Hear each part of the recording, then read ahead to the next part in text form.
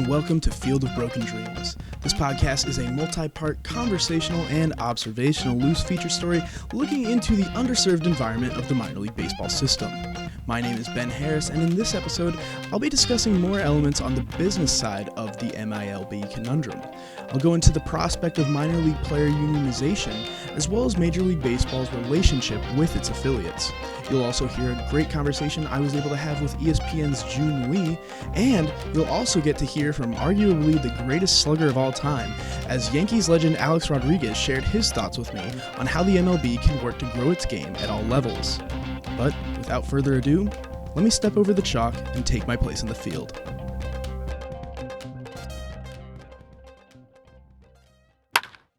Before I get to my opening segment, this episode actually has two interview clips. So, up first, before we get into segments, is my close personal friend, Alex Rodriguez. A-Rod. A-Rod, I'm Ronnie. Pleasure to meet you. You are a Dominican man, and I'm from the Dominican Republic. And yeah, it was good to meet you, Alex. I'm also Dominican, so we share that in common. And we put over 40 kids, first-generation immigrants like myself, through college, and my goal is to put, 4,000 kids through college. So we're in the very first inning of that vision. Now, Alex, you're not Dominican. No, to my knowledge. I'll do an Ancestry.com or something.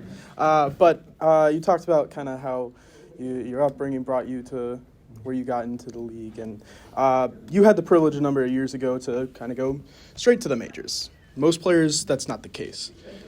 What are your kind of thoughts on the conditions and underserved environment of minor league baseball, and what do you think the business of baseball can do to better serve the minor leagues and minor league community? Yeah, such a great question. I was just in New Orleans. Over the years, I got very close to Coach K, and he was a friend and a mentor, and I wanted to honor him. So on the way over here, I stopped at New Orleans, and I'm sitting there watching 75,000 people watching a basketball game. And I went with Pedro, and we've gone to so many events over the years, but I was in awe. We had great seats. I could barely see the court. And it just tells you how rich basketball is in this country and around the globe. And it has a young demographic, it has tremendous leadership. I think baseball, I guess talk for Bob and Barty and Pedro, some of the older folks, baseball growing up was king. I mean, the NBA wasn't even around.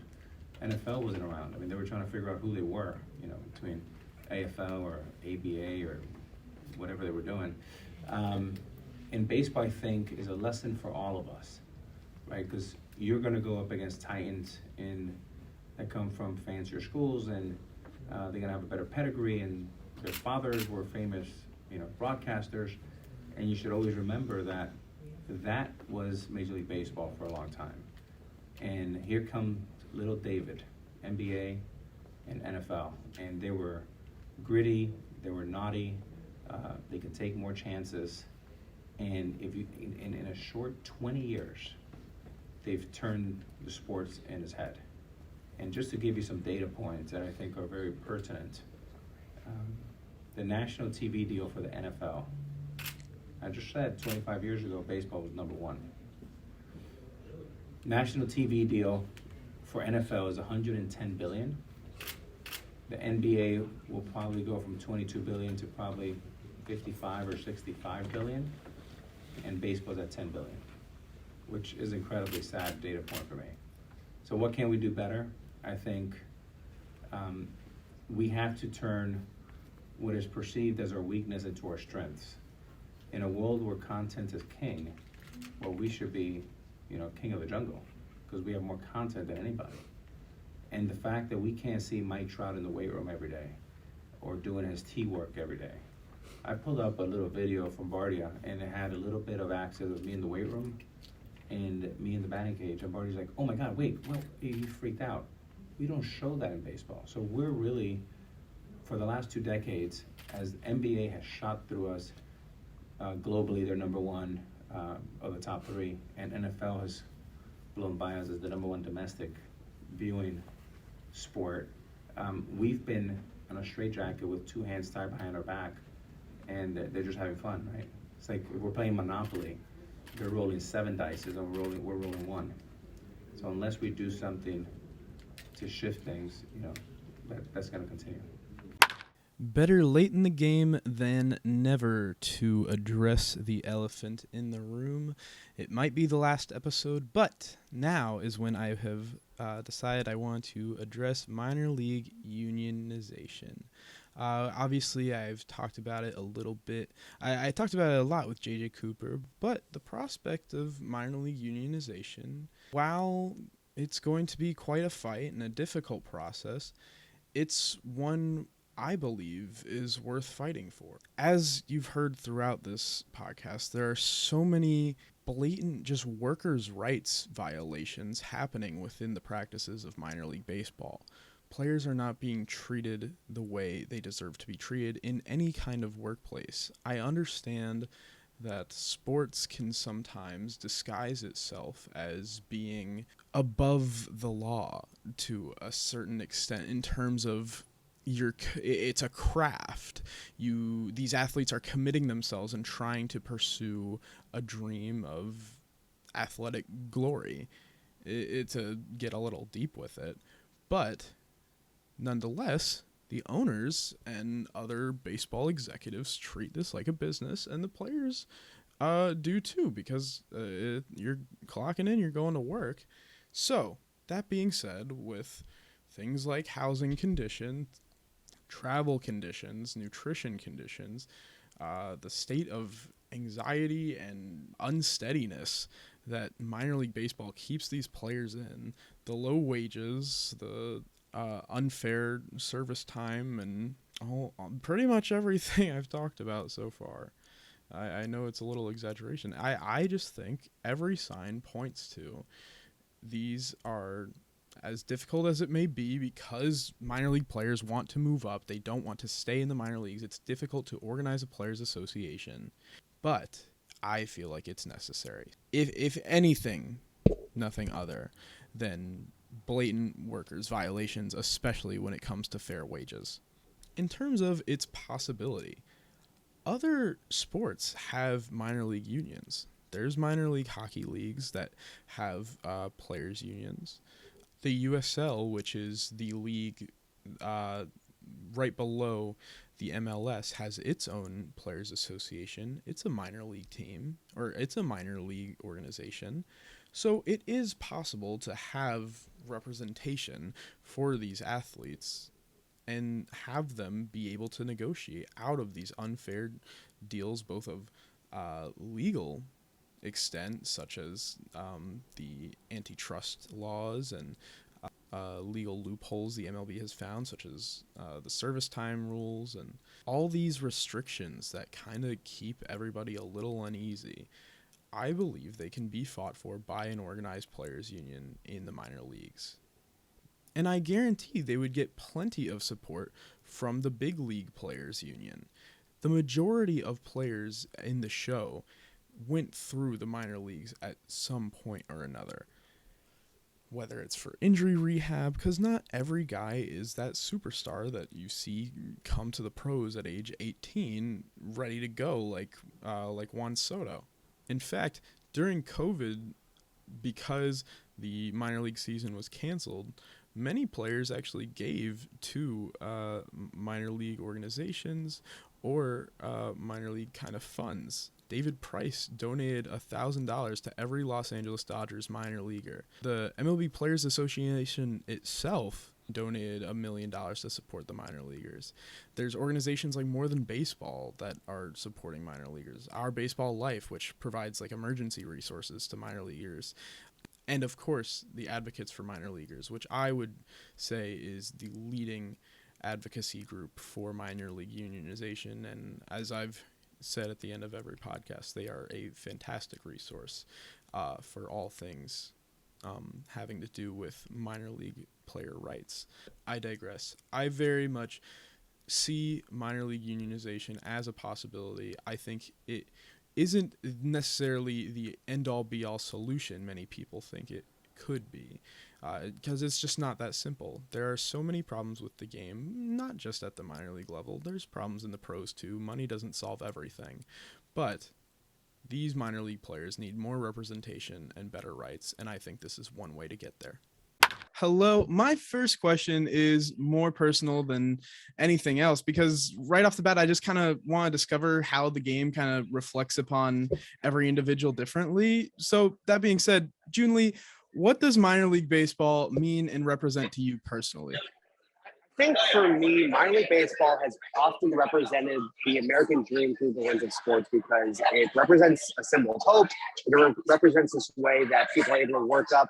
It kind of fits all these ideas of what the American ideals are in this country. And I think that in a lot of ways, it's why people chase this dream as hard as they do through minor league baseball, despite all the struggles, despite everything that's been reported out there about what it's like to be a minor league baseball player. It represents the symbol of hope that meritocracy can exist in this country. And of course, you know, the truth is the narrative that surrounds something is not often the truth. And in many ways, I think minor league baseball embodies the real American truth and how this country works. And I think that you often see the way that, you know, the myths that we like to tell about ourselves, not just in America, but, you know, ourselves as people are reflected in the realities of what minor league baseball actually is. Absolutely. It's the sport for everybody. Now, kind of off of that, what do you think minor league baseball currently represents to Major League Baseball? I think minor league baseball represents a place that's presenting a lot of problems for the PR, and I think it represents somewhere that the league is shorting on resources, because there's been a lot of conversation over the course of the last couple of years about just the living conditions of the minor leagues. Those have become much more apparent and much more of the concern of the public over the course of the last couple of years. And there's been a massive paradigm shift in how we talk about those issues. And so I think for minor league baseball, it represents, for Major League Baseball, their owners, I think represents a hot button topic and kind of everything that is kind of going wrong with the current baseball system and what needs to change, both from an operations standpoint and also a PR standpoint from the perspective of the league. Right. It's representing so much to the league as a business venture, but they're forgetting some of the human elements too. They're not always or they're not always thinking about who's being put in what places by their decisions. They're looking at it as more of an entity, you're saying. Absolutely, yeah. It's a means to an end almost, where, you know, you put players through the gauntlet and you hope that through the system you're able to develop players that come out of it, and not really thinking about what happens between the time you sign them or draft them and the time they get to the major leagues. Right. Now, not sure if you heard, but apparently this whole pandemic thing caused some disruptions to sports, I'm hearing. Yeah. So nonetheless, when the minor league system is relatively owned and operated by a major league system that kind of flopped like a fish in its handling of the pandemic, it results in a lot of ricochet damage. Manfred and the MLB kind of used the pandemic as an excuse to end up cutting 42 different minor league franchises from its depth. Now, with the topic of minor league baseball and the pandemic, I've kind of got two questions for you. Do you think that, first off, do you think that opportunities to actually grow and pay more attention to the more localized, small scale, easier to make safe atmosphere associated with minor league baseball and its very hometowny clubs, do you think there were opportunities missed out during the height of the pandemic in terms of that area? Yes and no. I think that minor league baseball represents a way for people who often can't access kind of Major League Baseball, because minor league baseball fills in so many gaps in that regard. It represents a way for a lot of people to kind of get in touch with the sport and get interested in the sport, and maybe a way to locally access the sport and see it in person and seeing future Major League talents in front of you. But I also think that there was a lot of circumstances of the pandemic that, that were kind of out of control, out of the control of the leagues to a point where, you have the labor dynamics between the players coming back. You had a significant number of games missed in the 2020 season, obviously. And so, there are definitely areas where the game could have grown. And there are also areas where, you have the labor struggle between workers and owners, and those dynamics are going to play a factor in how a season is executed and operated. Of course. Now, with this move, cutting 42 different minor league franchises to supposedly better the league, do you think that this move had any merit to it? That cutting these franchises will do what Manfred and Co. say it will, to kind of long-term help provide the system with a sense of modernization and hopefully improve player pay or working conditions? So I think this is a nuanced question that's hard to answer off the top, because I don't think the situation is completely played out yet. I think that we're heading in a direction where minor leaguers are moving towards unionizing at some point. And until that happens and we see the net effects of that happening, it's hard to say whether we ended up with a better system than we started off with. That being said, I don't think that the way that Major League Baseball is operated, in a financial sense, it's probably a good position in terms of owners trying to maximize the money that they make and minimize the money that they spend. But in regards to the game, the future of the game, in my opinion, it is not a good decision because you're removing baseball from so many different markets, and you're removing opportunities for people to fall in love with the sport. And on top of that, you're also removing the opportunity for hundreds of players to get a shot at the major league, and get a shot at pursuing their dream. Right. Now, while there are many glaring issues still afoot, there's of course still progress happening every day. After much lobbying and backlash, Major League Baseball announced relatively recently that teams are going to be required to provide furnished housing to almost all minor league players beginning in this 2022 season. What do you think of these new housing rules? Are they adequate? Do you think there's more to be done in that department? I think it's a step in the right direction, but I think that we've seen problems start to pop up with it. And I think it's partly due to the bureaucracy, the fact that, owners are making kind of baseline policy decisions and it's on a team to execute them. And then there's hundreds of players who have individual situations that differ from one another, that makes the situation not kind of, that make it not completely even for every single player across the board. And so I think it's a situation where you're seeing things happen where, the overall policy is a step in the right direction, but the way that it's executed, because there's so many people involved, because MLB is such a large corporate system,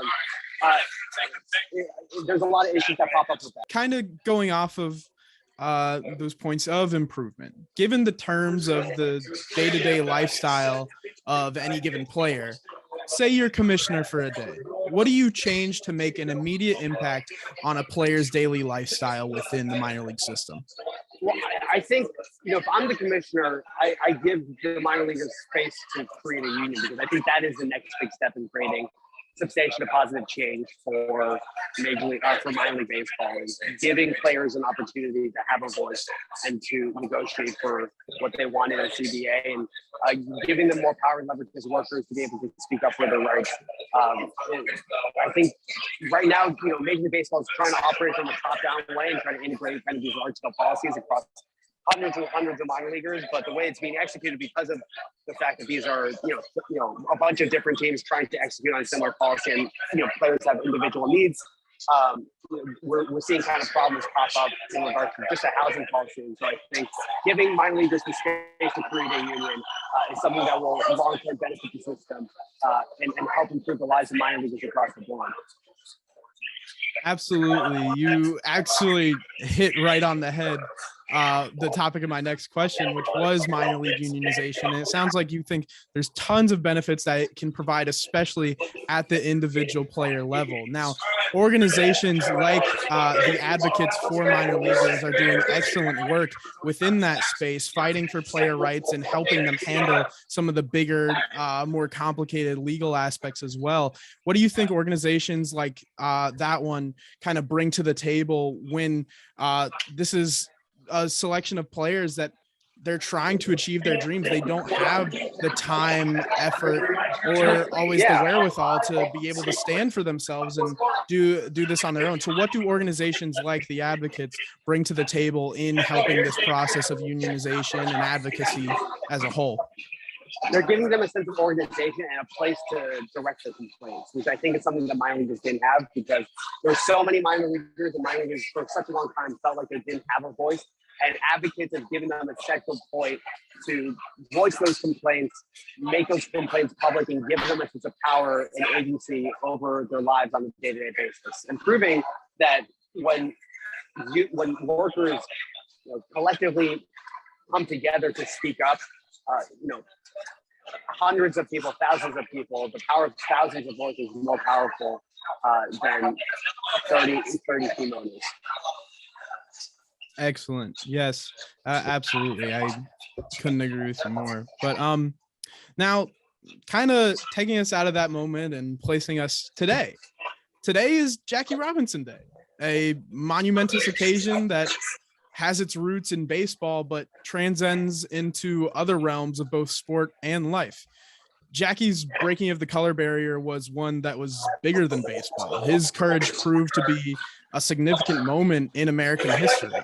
But to tie things back to the minors, Jackie played his first pro ball as a part of the Dodgers organization for the Montreal Royals in some 1946 spring training games at City Island Ballpark, which, built in 1914, is now the oldest stadium in all of minor league baseball.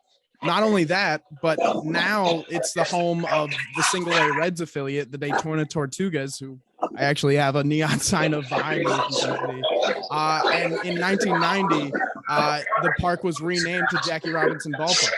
An open-air museum full of Jackie's history and a statue of Jackie out in front of the park's entrance is still there right now. Even today, Daytona's team, while changing hands and names a few times over the years, celebrates and takes initiative on telling the historical significance surrounding their park, baseball, and race. Jackie Robinson actually wore number 9 throughout his 1946 Daytona Beach season, and starting in 2017, the Tortugas actually wore number 9 on Jackie Robinson Day to commemorate this fact in lieu of the iconic 42 that he wore throughout his MLB career and is worn throughout the league today. Now, this kind of move of the Tortugas wearing 9 served as the inspiration for minor league baseball's The 9 initiative, dedicated to celebrating Black baseball pioneers, fostering new youth baseball opportunities, and kind of diversifying baseball as an industry. I say all of this to point out that there's clearly a lot of important and extremely relevant history within the minor league system. It's the literal breeding ground of change, seeing it in historical cases like Jackie's, and as the MLB's lab rat for testing rules or protocols, kind of like the dreaded extra innings runner on second. So baseball is a sport that kind of loves its history so much that sometimes it's to the point where it feels like it lives in its own shadow. What can baseball's administration do to highlight the historical significance of the grassroots minor league game? Because the appeal seems to be, but is it just a case of not enough being done? Yeah, I think it's mostly that, and I think it's trying to shift the focus away from the reality of what life is like in minor leagues, because the owners, the league, they all have the money to change this if they wanted to, but from a PR standpoint, from a financial standpoint, from a business standpoint, it's not necessarily the most financially prudent decision. And so that's part of why these teams don't go about doing that.